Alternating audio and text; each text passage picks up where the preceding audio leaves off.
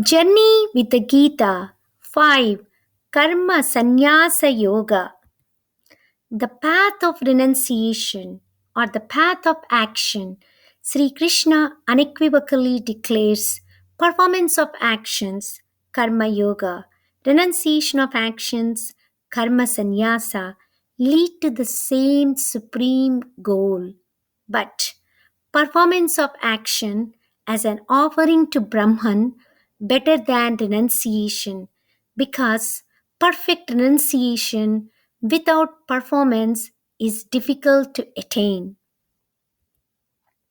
On the other hand, performance of actions, karma yoga, does not result in entanglements if done with purified intelligence, controlled senses and mind. Karma yogis can be considered as renunciates, nitya sannyasis, when they neither hate nor desire, when they become free from dualities and attachments. Karma yogis, doers of actions with a sense of offering. Karma yogis dedicate and offer all actions and fruits of actions to Brahman, the highest power. Karma yogis engage in all actions, seeing, hearing, smelling, touching, eating, talking, moving. Breathing, sleeping, excreting, accepting, opening and closing of eyes. But realize that actions are nothing but senses engaging with sense objects, hence remain non doers. Traits of karma yogis use body, senses, and mind for purification. Realize that the embodied beings, neither the doers nor the cause of actions, hence mentally renounce all actions, just reside happily in the bodies. Understand the truth that Brahman does not create actions, sense of doership, fruits of actions, has nothing to do with sinful or virtuous actions. All these things emanate from the modes of nature.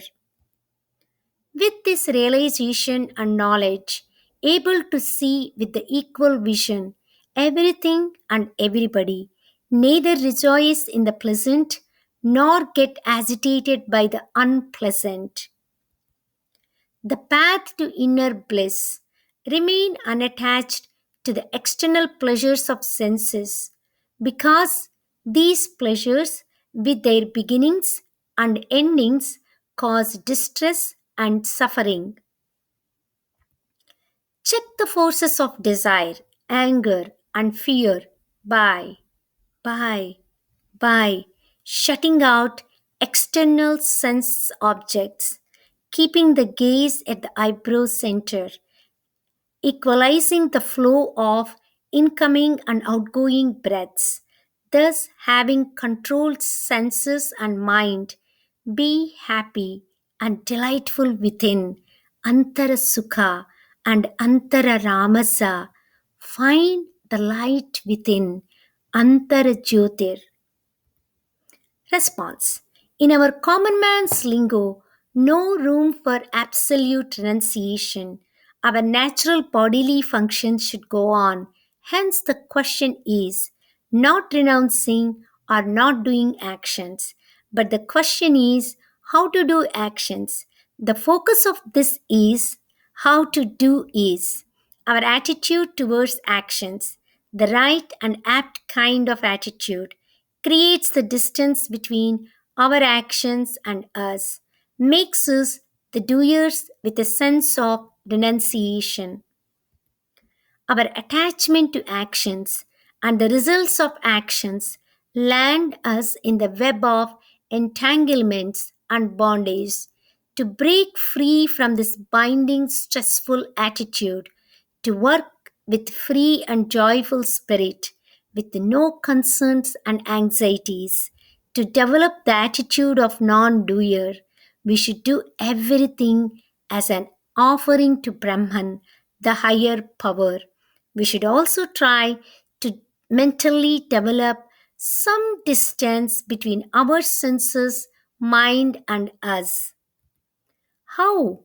By realizing that our actions are nothing but the play of senses with sense objects, as pointed out by Sri Krishna, by understanding that all our actions and our sense of work ownership flow from our modes of nature, and the higher power has nothing to do with our bad and good actions.